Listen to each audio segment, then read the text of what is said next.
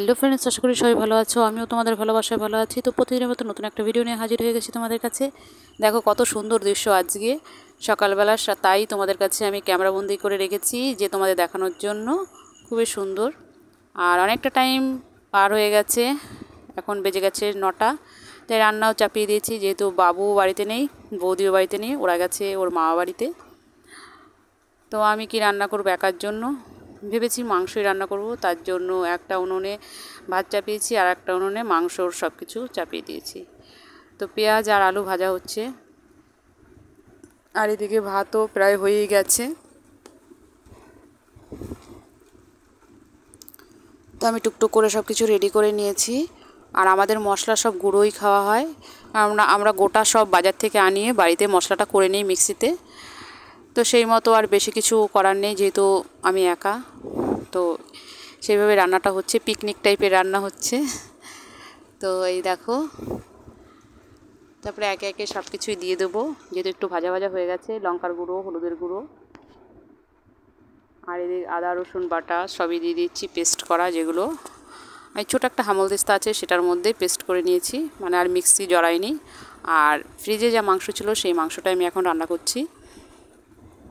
কিছুটা মাংস আমি আনিয়ে রেখেছিলাম আগের দিনেই, জানি এরা বাড়িতে থাকবে না আর আমি আবার বাজারে যাব। তার জন্য আমাদের এই পাড়ায় একজন দাদা মাংস বিক্রি করে, তো তাকে দিয়ে আনিয়ে রেখেছিলাম। তো এবার ভালো করে মাংসটা কষাবো। আর এদিকে ভাত প্রায় হয়ে গেছে, দেখো মাংসটা অনেকটাই কষিয়ে ফেলেছি। আর তেল প্রচুর, যেহেতু একটু লো স্টিমে হচ্ছে, তেলও খুব বেরোচ্ছে।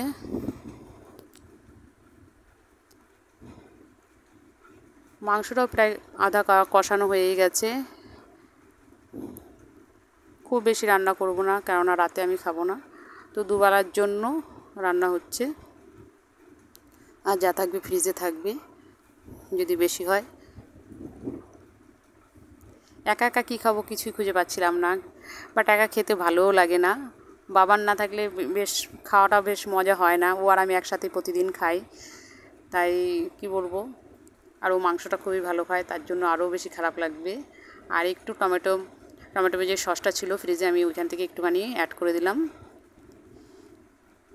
ভিডিওটা যদি ভালো লাগে লাইক কমেন্ট শেয়ার করে অবশ্যই একটা সাবস্ক্রাইব করে দিও, যাতে আরও ভালো ভালো ভিডিও আনতে পারি। দেখো জল দিয়ে দিয়েছি। এবার খুব গ্রেভিটা রাখবো না, যে খুব যে রাখবো তাও না, তার জন্য পরিমাণ মতোই দিয়ে দিয়েছি। আর কষানোর সময় ভালো করে কষিয়ে নিয়েছি, তার জন্য আর বেশি জল দিলাম না। দেখো ফুটে গেছে।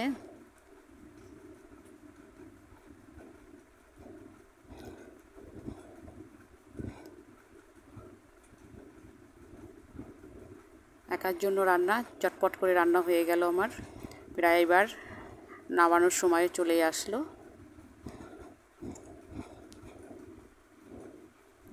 দেখো গ্রেভিটা আমি কীরকম রেখেছি, অনেকটাই শুকিয়ে গেছে। তো এবার নামানোর পালা, এবার নামিয়ে নেব। দেখো কত সুন্দর এসছে কালারটা, আর খুবই সুন্দর লাগছে দেখতে, খেতেও খুবই ভালো হবে। আমার রান্না আমি প্রশংসা করি, কেননা আমার রান্না খেয়ে আমি খুব স্যাটিসফাই। ভিডিওটা যদি ভালো লাগে লাইক কমেন্ট শেয়ার অবশ্যই এটা সাবস্ক্রাইব করে দিও, যাতে আরও ভালো ভালো ভিডিও আনতে পারি। এই ভিডিওটা এই পর্যন্ত, ভালো থেকো, সুস্থ থেকো, বাই বাই।